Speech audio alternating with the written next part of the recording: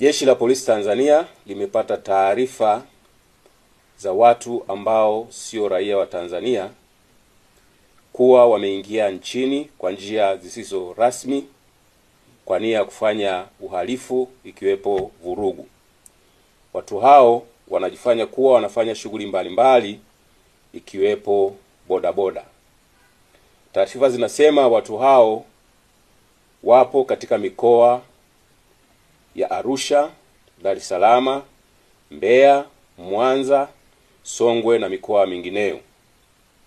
Wakati jeshi la polisi linaendelea kuwafuatilia ili kuwachukulia hatua kali kwa mujibu wa sheria, mwananchi yoyote ambaye amempangisha au anaishi na raia yoyote wa kigeni asiyefahamika na anafanya shughuli gani na mienendo yake ni ya kutia mashaka, atoe taarifa haraka sana kwa viongozi wa serikali za mitaa, wakuu wa vituo vya polisi, wakuu wa polisi wa wilaya, makamanda wa polisi mikoa, au atoe taarifa kwa kupiga simu kupitia namba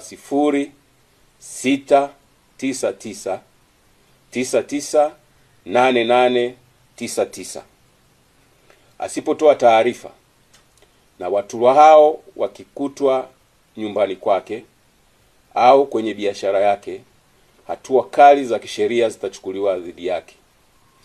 Jeshi la polisi linaendelea kuhakikishia wananchi kuwa kwa kushirikiana na vyombo vingine vya ulinzi na usalama vinaendelea kuhakikisha taifa letu linaendelea kuwa salama na lenye amani.